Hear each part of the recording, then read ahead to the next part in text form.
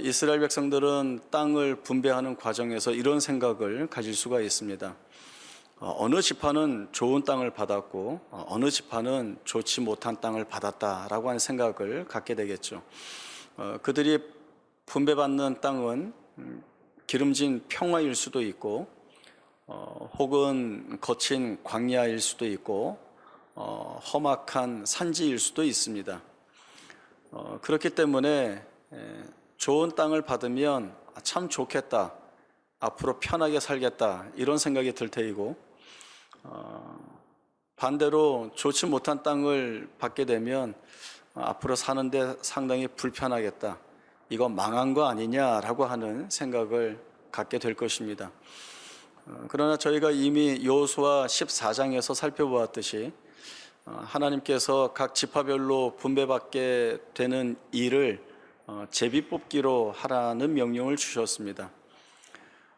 이러한 제비뽑기를 통하여서 분배받는 땅은 어떤 요행이나 운에 의한 것이 아니라 하나님이 직접적으로 개입하셔서 어느 지파 후손에게 어느 땅을 주겠다라고 하는 것이 하나님의 뜻, 하나님의 결정에 의한 것이라는 사실들을 이 이스라엘 백성들이 볼 수 있어야 합니다. 하나님이 주셨다라고 하는 것이 어떤 의미를 갖는가 하면 이러한 부분들이 있습니다. 가나안 땅, 약속의 땅을 어떻게 표현하는가 하면 젖과 꿀이 흐르는 땅이다 이렇게 이야기를 합니다. 그 땅은 기름지고 비옥하여서 그 땅에서 얻는 소출이 또 수확되는 결실들이 매우 풍성할 것이라는 것입니다. 그러나 이 현실적인 좋은 것보다 훨씬 더 중요한 것은 그 가나안 땅은 연초부터 연말까지 여호와의 눈이 항상 그 위에 있는 땅이라는 것입니다. 다시 말하면 하나님이 돌보시는 땅이 바로 이 가나안 땅이다라고 하는 겁니다. 하나님이 돌보시는 땅이라고 한다면 그 땅이 사막이라 할지라도 거기에 샘을 내어서 좋은 땅으로 바뀌어 내실 수 있다라고 하는 의미가 있고, 하나님이 돌보시지 않는 땅이라고 한다면 그 땅이 아무리 좋은 땅이라고 할지라도 가시덤불을 낼 수밖에 없다라고 하는 의미가 이 가나안 땅이라고 하는 특별한 영역 안에 담겨져 있습니다.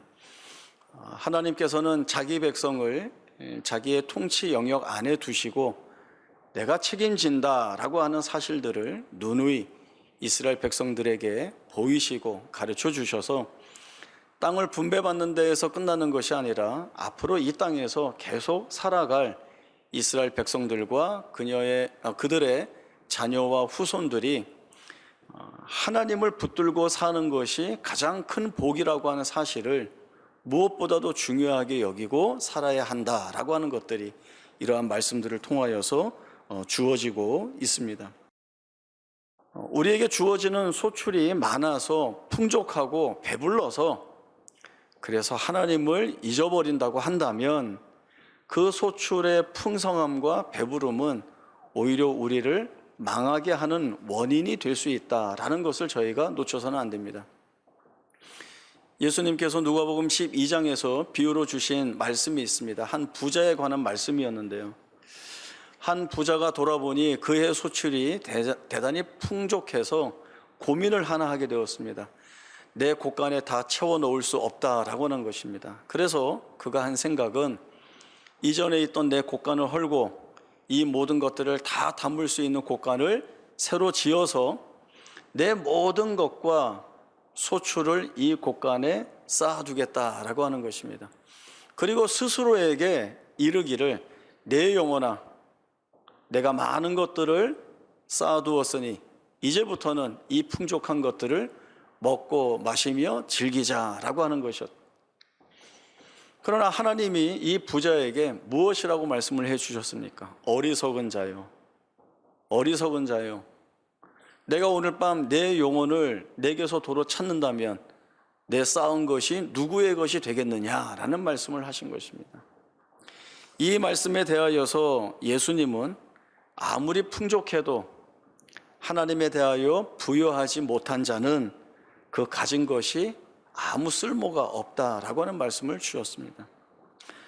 반대로 소출이 적어서 궁핍함 가운데 있는 자가 자신의 궁핍함을 하나님께 아뢰고 하나님이 주실 것에 대한 기대를 가지고 하나님 앞에서 살아간다라고 한다면 그것만큼 복된 생애는 없다라는 것을 우리에게 가르쳐 주십니다.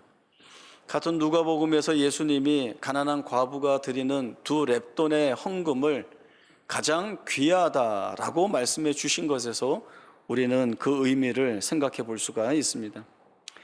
이스라엘 백성들은 부족하지만 넉넉하다는 것이 무엇인지 알아야 합니다. 약하지만 그것이 강하다는 것이 무엇인지를 알아야 합니다. 부족한 것을 넉넉하게 하시고 약한 것을 강하게 하시는 하나님이 우리의 살아가는 삶의 그 발걸음을 지키고 계시는 주체가 되신다라고 하는 사실들을 잊어서는 안 되는 것입니다. 레위기 25장 1절에서 12절까지의 말씀을 찾아보겠습니다. 레위기 25장 1절부터 12절까지의 말씀 제가 읽겠습니다. 여호와께서 시내산에서 모세에게 말씀하여 이르시되 이스라엘 자손에게 말하여 이르라. 너희는 내가 너희에게 주는 땅에 들어간 후에 그 땅으로 여호와 앞에 안식하게 하라. 너는 6년 동안 그 밭에 파종하며 6년 동안 그 포도원을 갖고 그 소출을 거둘 것이나 7째 해에는 그 땅이 쉬어 안식하게 할지니 여호와께 대한 안식이라. 너는 그 밭에 파종하거나 포도원을 가꾸지 말며 내가 거둔 후에 자라난 것을 거두지 말고 가꾸지 아니한 포도나무가 맺은 열매를 거두지 말라. 이는 땅의 안식년 이민이라. 안식년의 소출은 너희가 먹을 것이니 너와 내 남종과 내 여종과 내 품꾼과 너와 함께 거류하는 자들과 내 가축과 내 땅에 있는 들짐승들이 다 그 소출로 먹을 것을 삼을지니라. 너는 7 안식년을 계수할지니 이는 7년이 7번인즉 안식년 7번 동안 곧 49년이라. 7째 해달 열흘 날은 속죄일이니 너는 뿔납할 소리를 내되 전국에서 뿔납파를 크게 불지며 너희는 50년째 해를 거룩하게 하여 그 땅에 있는 모든 주민을 위하여 자유를 공포하라. 이 해는 너희에게 희년이니 너희는 각각 자기의 소유지로 돌아가며 각각 자기의 가족에게로 돌아갈지며 그 50년째 해는 너희의 희년이니 너희는 파종하지 말며 스스로 난 것을 거두지 말며 가꾸지 아니한 포도를 거두지 말라. 이는 희년이니 너희에게 거룩함이니라. 너희는 밭의 소출을 먹으리라. 아멘. 안식년과 희년에 관한 말씀입니다. 간단하게 말씀드리면 안식년이라고 하는 것은 6년 동안 땅을 경작하여서 거기에서 난 소출을 먹게 하시고 7째 해에는 그 땅을 1년 동안 쉬게 하는 하나님 앞에서 지켜야 하는 제도입니다. 이 안식년 1년 동안에는 그 밭에 씨를 뿌리거나 그 다음 해에 결실을 더 풍성하게 맺게 하기 위한 어떤 정지 작업을 하지 못하도록 말씀을 하고 계십니다. 그리고 희년이라고 하는 것은 이 안식년이 7째 지나가는 해 그리고 그 뒤에 바로 이어지는 50년째 되는 날을 뜻합니다. 희년이 되면 대제사장이 뿔을 불어서 온 이스라엘 백성들의 삶에 자유가 선포되는 그러한 나팔을 불게 됩니다. 이 희년 1년 동안에도 안식년과 마찬가지로 1년 동안 경작을 하지 못합니다. 그러나 그뿐만이 아니라 이러한 일들이 뒤따르게 됩니다. 첫 번째는 땅이 있다면 그 땅의 원주인에게 이 땅을 돌려주어야 합니다. 다음에 두 번째는 종이었던 사람들이 그 종의 신분에서 해방되어서 자유인이 되어 가족의 품으로 돌아가도록 해야 합니다. 세 번째는 내게 빚진 자가 있다면 그 빚진 모든 것을 다 탕감해 주어야 합니다. 이러한 안식년과 희년의 제도를 저희가 보게 되면 언뜻 한 사회의 한 공동체의 시장 질서나 경제 질서를 무너뜨리는 면이 있지 않겠는가라고 하는 그런 생각들을 해보게 됩니다. 그러나 하나님께서 안식년과 희년을 두시는 것은 너희가 살아오는 모든 날들이 너희에 의한 것이 아니라 내게 있었다라고 하는 사실들을 분명하게 돌아보는 기회로 삼도록 하시는 것입니다. 너희가 열심히 수고하여 흘리는 그 땀을 하나님께서 귀하게 여기시고 그들이 수고한 대로 거둔 것을 하나님이 허락하시고 베푸시는 은혜 안에서 마음껏 누리도록 하나님이 이끌고 계시다는 것들. 그리고 혹 내가 가지고 있었던 땅을 원래의 땅 주인에게 돌려주어도 내가 가지고 있는 소유가 전혀 줄어들지 않고 있음을 확실하게 보여줄 수 있는 기회로 삼고 계시다는 것. 내게 빚진 자가 있어 그것이 많든지 적든지 하나님이 주시는 말씀에 따라 다 탕감해 주었음에도 불구하고 내가 가난해지지 않았다라고 하는 사실들을 보게 하시는 것입니다. 이러한 사실들을 보게 하시고 확인받게 하여 주심으로 인하여서 내 삶이 전적으로 하나님의 은혜였음을 고백하게 하는 시간으로 삼게 하는 겁니다. 실제적인 질문과 답이 여기에서 뒤따릅니다. 하나님, 희년이 되면 만 3년 동안은 우리가 농사도 짓지 못하고 그래서 소출을 거두지 못하는데 그러면 우리 뭐 먹고 삽니까? 라고 하는 질문이 나올 수 있습니다. 하나님이 그 질문 나올 것 알고 말씀을 주시죠. 같은 레위기 25장 18절에서 21절까지의 말씀 보겠습니다. 레위기 25장 18절입니다. 너희는 내 규례를 행하며 내 법도를 지켜 행하라. 그리하면 너희가 그 땅에 안전하게 거주할 것이라. 땅은 그것의 열매를 내리니 너희가 배불리 먹고 거기 안전하게 거주하리라. 만일 너희가 말하기를 우리가 만일 7째 해에 심지도 못하고 소출을 거두지도 못하면 우리가 무엇을 먹으리요 하겠으나 내가 명령하여 6째 해에 내 복을 너희에게 주어 그 소출이 3년 동안 쓰기에 족하게 하리라. 우리 뭐 먹고 삽니까? 어떻게 살아야 합니까? 라고 할 때 하나님께서 내가 명령하여 우리가 잘 믿지 못하는 사람이 나만 믿어 할 때에는 못 믿을 수 있지만 하나님께서 내가 명령하여 6째 해에 내가 복을 너희에게 주어 3년 동안 쓰기에 부족함이 없게 하리라 라고 하는 말씀을 주신다고 한다면, 하나님이 그 말씀을 주신다고 한다면 이거보다 더 분명하고 정확한 것이 어디에 있겠습니까? 하나님이 그 약속을 주시고 있습니다. 내가 반드시 할 테니 너희 그걸로 염려하지 마라. 지금까지 내가 책임 있게 너희를 이끌고 왔는데 그거나 못하지 않는다라고 하는 이 말씀을 주시고 있는 것입니다. 이스라엘 백성들은 가나안 땅을 차지하는 전쟁을 할 때에도 자기들이 싸워서 그 땅을 차지하지 않았습니다. 그리고 이스라엘 백성들이 알아야 할 것은 하나님이 우리를 위하여 싸우셔서 이 땅을 우리 손에 주셨다라고 하는 것입니다. 이것은 승리의 내용으로만 귀결되는 것이 아니라 땅을 분배받는 자리, 우리를 대신하여 싸우신 하나님께서 이 땅을 우리에게 주셨고 이 땅을 분배하는 자리에서도 하나님의 뜻을 드러내어 우리로 하여금 부족하지 않게, 모자라지 않게 하나님의 행하시는 모든 일들이 우리에게 합당한 것이 되게 하신다라고 하는 이 사실을 붙들게 만드는 중요한 고백의 내용이 되어야 합니다. 우리가 열심히 수고하여 흘린 땀 헛되지 않게 하시고 하나님이 허락하셔서 우리가 쉬어야 하는 자리에서 마음껏 참된 평강과 안식을 누리게 하시고, 그리고 그 마음껏 누리게 하시는 것이 우리에게 선물처럼 다가와 그 받는 모든 것들에 감사하고 기뻐할 수 있는 자리로 하나님이 우리를 이끄신다는 것이 하나님이 찾아오시는 모든 인생에 부어주시는 하나님의 약속인 것입니다. 이스라엘 백성들은 우리 지파가 분배받는 땅, 다른 지파가 분배받는 땅 어떠한지를 살펴보면서 사실은 시험이 될 만한 자리에 서 있습니다. 그러나 그 시험의 자리를 믿음으로 이겨내야 합니다. 어떤 믿음일까요? 지금 하나님이 나에게 주시는 것이 내게 가장 합당한 몫이라는 것입니다.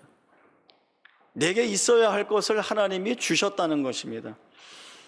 주신 분이 하나님이라고 하는 사실이 무엇을 책임지는가 하면 너희 부족하지 않게 하겠다라고 하는 거죠. 내가 너희의 삶을 책임지니 너희 염려하지 말라라고 하는 것입니다. 어제를 책임지신 하나님이 오늘을 책임지시고 오늘을 책임지신 하나님이 내일을 은혜 가운데 이끌어 가실 것이라는 약속이 바로 이 분배하는 모든 과정 가운데에서 분명하게 드러내는 또 다른 하나님의 약속의 말씀이 되고 있는 것입니다. 하나님이 주신 것이 합당한 몫이기에 우리 부족하지 않게 하실 거야. 이런 생각들은 어떤 사고 방식이 긍정적이거나 어떤 생각이 유연한 사람들이 하는 것이 아니라 하나님께 전적인 믿음을 두고 살아가는 자들이 해야 하는 바로 그 믿음의 고백인 것입니다. 우리가 살아가면서 하나님께 아뢰는 것들 많이 있습니다. 하나님, 이것 주시면 좋겠습니다. 이 일이 되었으면 좋겠습니다 라고 하는 것들도 있고, 하나님, 이런 일은 없었으면 좋겠습니다, 이건 아닙니다 라고 하는 일들이 다 있습니다. 우리가 원하는 것들이 손에 쥐어지면 하나님이 나에게 복을 주셨다라고 하는 고백이 너무나 쉽게 나오지만, 그러나 원치 않는 일들이 이루어지면 불평과 원망이 하나님께 드러납니다. 하나님이 주시는 합당한 목,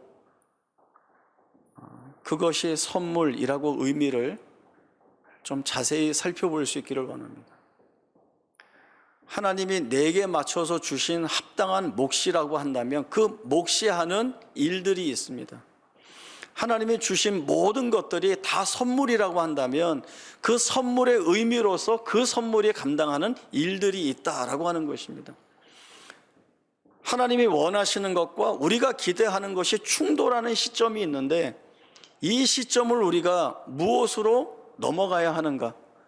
오늘 이스라엘 백성들이 분배받는 과정 앞에서 누구는 좋은 땅이야, 누구는 나쁜 땅이야, 이렇게 접근하는 것이 아니라 어떤 것으로 주어지든 거기에 하나님이 은혜를 담으실 때 좋은 땅이든 나쁜 땅이든 그거 상관없이 누구에게나 풍족하고 풍성하고 그리고 자족하여 만족할 수 있는 고백을 할 수 있는 자리로 하나님이 이끄신다는 그 참다운 믿음이 있는 자리로 하나님이 이끌어 가시니,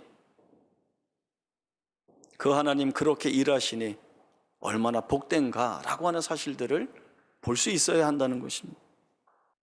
솔로몬은 사람들이 재물이 가지고 있는 의미를 왜곡하여 받아들일 때 그것이 저주가 될 수밖에 없다라고 하는 말씀을 전하고 있습니다.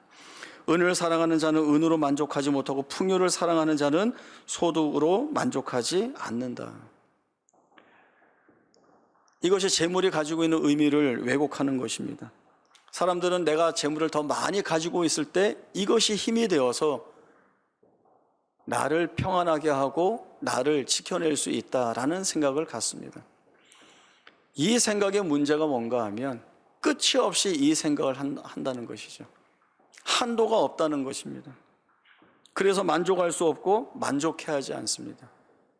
실제적으로는 많은 재물을 손에 쥐고 있지만 그것으로 충분히 부유한 삶, 풍족한 삶, 베푸는 삶을 살아갈 수 있지만 정작 본인이 결핍을 느끼고 있기 때문에, 이 결핍이 해소되지 않았다고 생각하기 때문에 멈출 수가 없게 되는 것입니다. 멈추지 못하고 이 재물에 향하여 집착하는 것이, 이것이 솔로몬이 말하는 재물이 지니고 있는 저주입니다. 노동자는 먹는 것이 많든지 적든지 잠을 달게 자거니와 부자는 그 부요함 때문에 자지 못하느니라. 이것이 칼빈이 전하고 있는 재물관입니다. 칼빈은 이런 이야기를 했습니다. 적게 가진 자는 살아가면서 불편한 일을 겪게는 되는데, 가진 것이 많지 않기 때문에 나 이거 지켜야 돼, 나 이거 잃어버리면 안 돼 라고 그렇게 신경 쓰면서 살 것이 없으니까 마음은 편하다라고 하는 이야기를 하고요.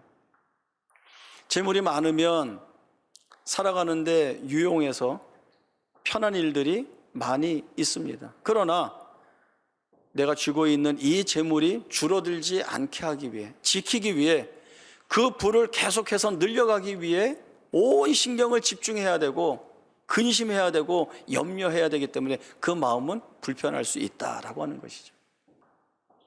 무엇이 맞고 틀린지의 문제가 아니라 내가 그 재물에 대하여 어떤 시각으로 바라볼 것인가, 그리고 내가 있는 자리에서 그 재물에 관한 고백을 어떻게 할 것인가, 이것이 아주 중요한 내용이라고 말했습니다. 재물을 가질수록 결핍을 느낀다고 한다면 이 재물에 대하여서 거리를 두어야 합니다. 끌려가지 않아야 합니다.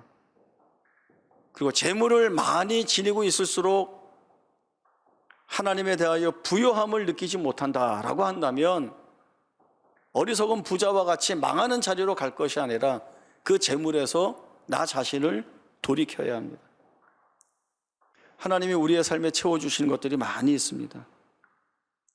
어떤 것들은 좋은 것들도 있고 어떤 것들은 우리가 수고하고 애써야 하는 고통스러운 것들도 많이 있습니다. 그러나 하나님이 이것이 우리에게 주신 몫이고 이 안에서 행하고 그리고 누리는 모든 것들이 하나님이 주신 선물처럼 주어진 것이라는 말씀을 주고 있습니다. 그러니까 아이들이 선물을 받으면 처음에는 그 선물에 눈길을 빼앗깁니다. 아, 이거 내가 원하던 거야, 이거 내가 좋아하는 거야, 이거 너무 좋아 라고 품에 안지만 그 다음에 시선을 두는 것은 이 선물을 주신 분이 누구인가 라고 하는 거죠. 엄마가 주었으면 엄마한테 고맙다고 할 거고, 아빠가 주었으면 아빠한테 감사하다는 이야기를 할 겁니다. 그 눈에 사랑을 담아서 막 그런 이야기 하지 않습니까?